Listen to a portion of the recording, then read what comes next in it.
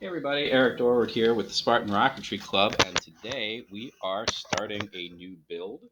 This is the Estes Antar, which, as you can see, is, you can see the packaging. This is a very old design that never really got released until the modern age, and it's kind of in celebration of somebody's anniversary or whatnot. Designed right here by G. Harry Stine. That's fascinating. This guy literally wrote the book on model rocketry. It's a really good book, and you should probably go find it. You can get it from the NIR people, but yeah, it's a good read. It hasn't really changed a whole lot, and apparently, in addition to being able to write the science part, he could also make decent designs. So this is what we're going to build. Now, this one is definitely not going to be a high flyer. It says down here we're only going to expect somewhere around 450 feet on a C engine, which is fine because this is actually the kind of kit that I like more than pretty much any other kind. It involves a decent amount of skilled construction. It looks fun, and it has some history to it. So we are going to go somewhat out of order based on the instructions. We're not going to build the motor mount first. I want to do the woodworking first. So I've done most of it, but just as a reminder, before you do anything else with your balsa sheets, you need to sand them. I've already sanded the back of this at least a bit, um, but we're going to finish up here. So the goal here while sanding is to not make it actually really, really smooth. Remember, we do a lot of work after we've attached the fins to get them as smooth as possible, but this is a good first step. And again, I've got a sanding block. I've got coarse-ish, kind of mid-grade actually, grit sandpaper here. And as you can see, I'm going in circles. Tends to be a little bit better at getting the sawdust out of the way. And it does make a decent amount of sawdust.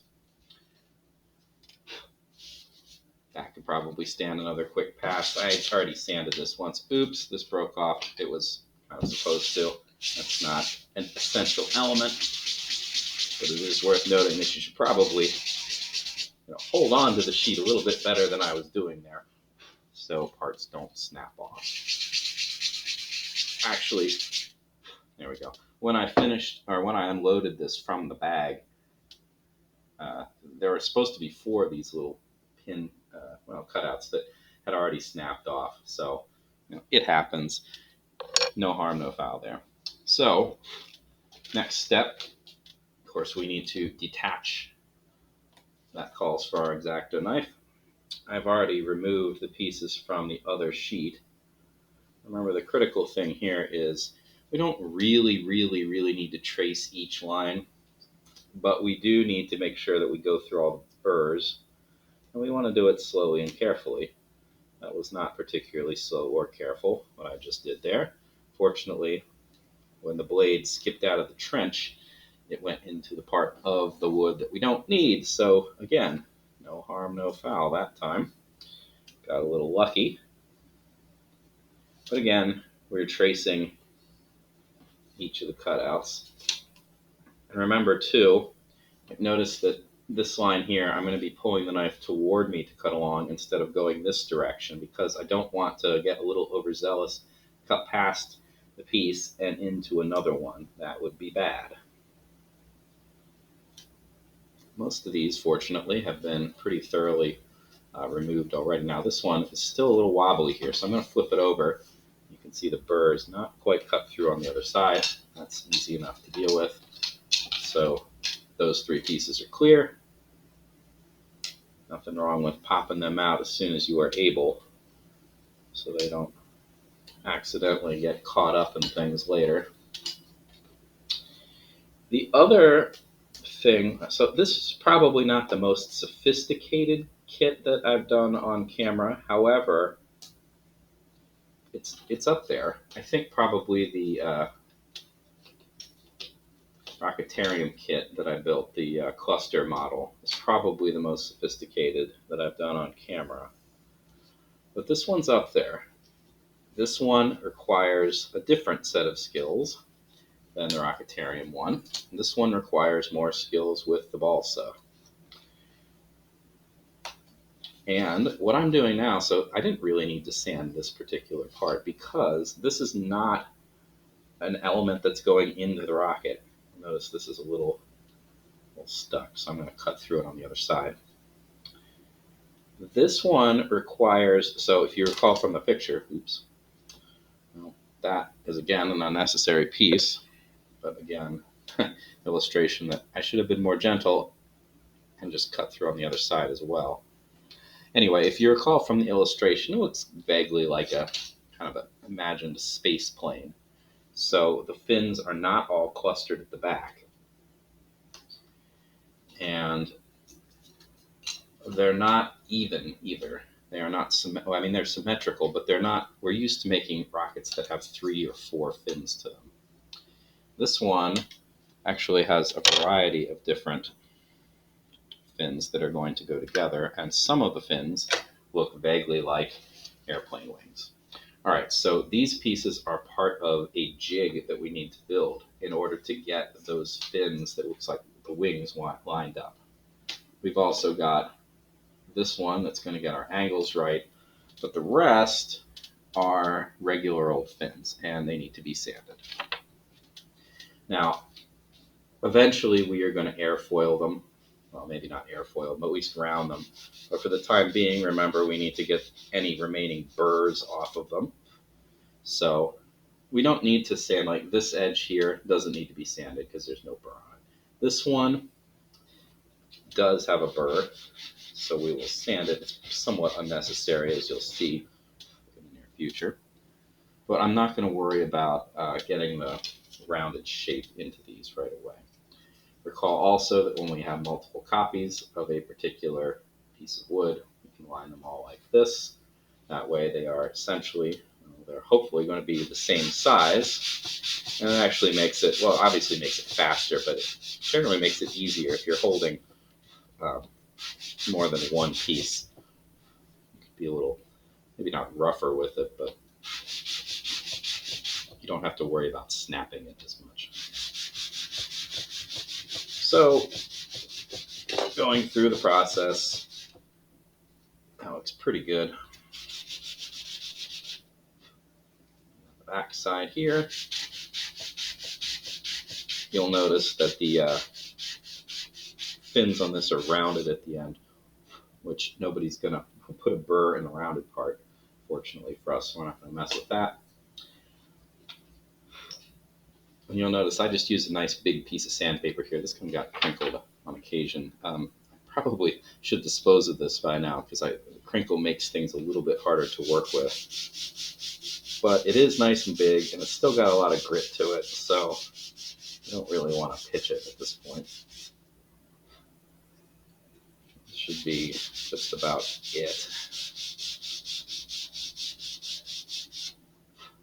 Okay. Now, checking to see, that looks good. These are 2 other fins that I cut out of the other sheet of balsa. They've already been prepped the same way you've seen here, so they are good. It is worth noting, though, that there were 2 burrs right here and here. You can't sand down if it's kind of concave like this. So you could try to use the sanding block and get in there, but honestly, I think you're better just getting a little piece and sanding like so. You really only need to get the burr off. So it doesn't need to be, you're not trying to make this straight. It already is straight, ideally. So those are all my wood pieces taken care of. Fantastic. While we're kind of fiddling around with things and not doing anything, structurally essential to the kit itself, I'm going to build this jig. So the jig is going to work like this. You build it. They cut out these little notches so that you can easily air quotes, put it together. And it's going to look like this-ish. Of course, it's not going to hold up, so we do need to glue it together. So let's do that quickly. Easiest way is going to be to put the glue on the smaller piece like so. And remember, this isn't a structural element of the rocket. In fact, it's not part of the rocket at all. So we don't need this to be, up to our usual craft standards here. We just want to glue the darn thing together. So that's taken care of, that side. Now, obviously, it's no good as is. The glue, fortunately, it being a little tacky in and of itself, will kind of hold this together so it doesn't just totally collapse while I'm attempting to glue the rest of it here.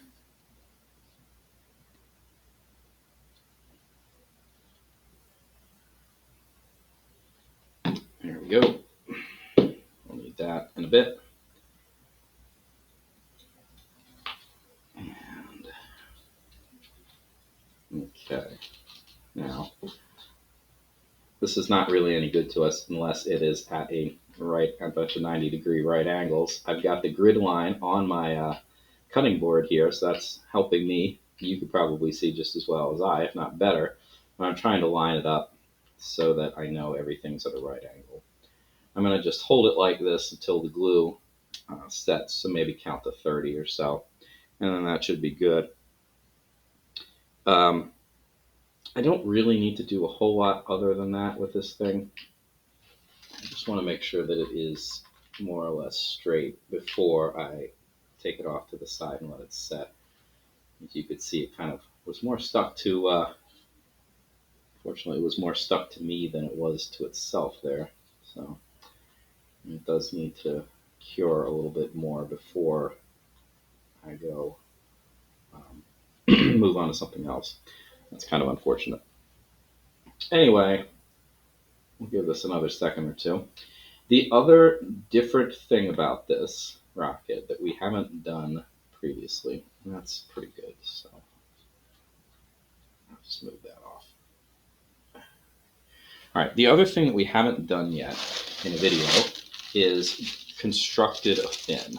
Now, we've had plenty of fins, but we haven't had to build one from scratch, and that's something we need to do here.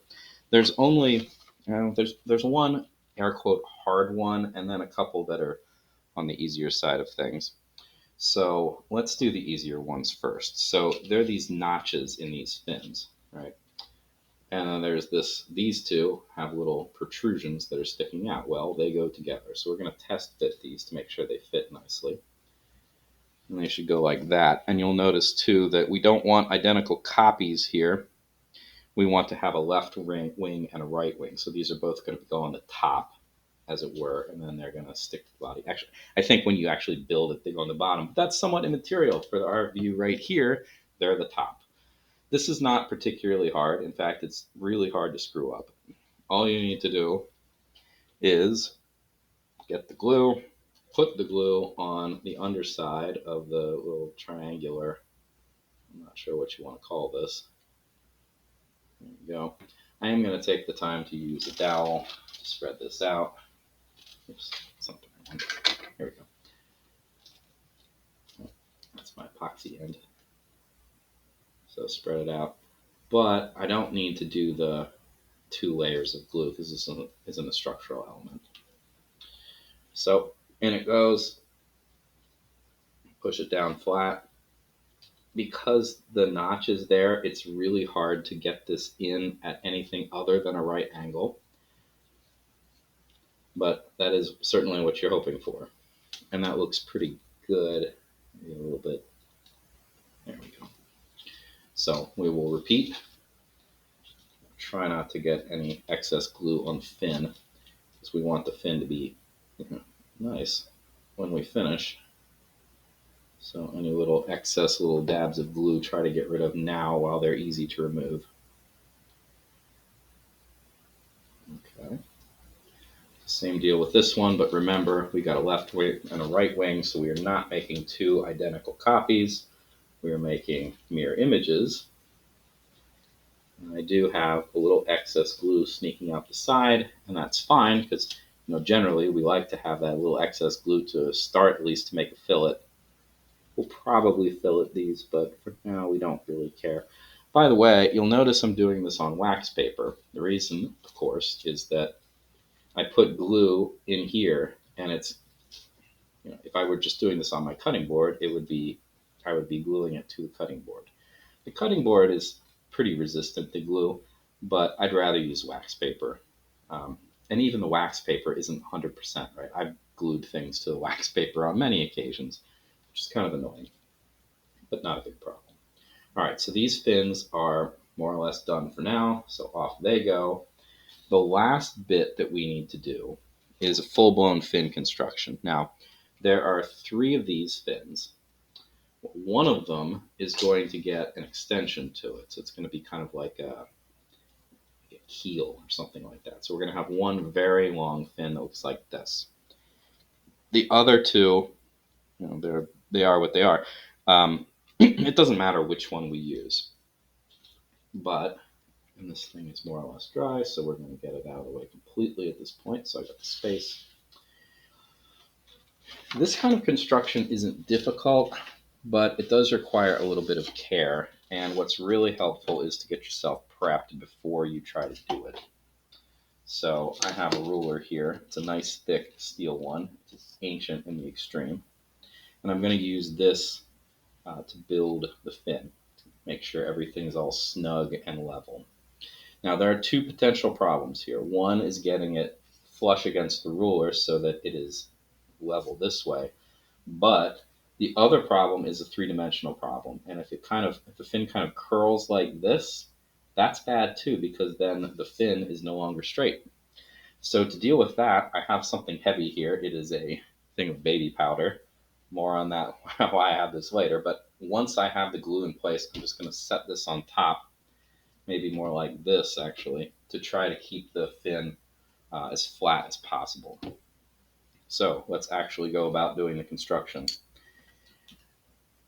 This is almost a structural element, so I'm going to glue this the right way. So I'm going to put a layer of glue on first, spread it thin, wait 30 seconds, and then add a second layer. And in the meantime, so the baby powder. The baby powder I have because if you want to launch during the winter or any time that it isn't particularly warm out, so early in the morning on a spring day or something like that, most of the parachutes that we have are made out of plastic, and the plastic can get kind of clingy if it's cold out. So if you want to avoid that, the best thing you can do is go grab some powder. Now, this is actually a pretty old thing, and there have been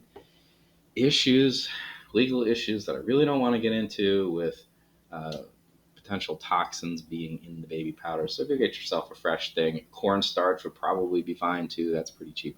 But in any event, you want some kind of powder, and the powder dissipates the static charge. So if you ever have any parachute cling issues, now you know how to fix that. All right, so second layer of glue, spreading it out nice and thin, nice and even. All right.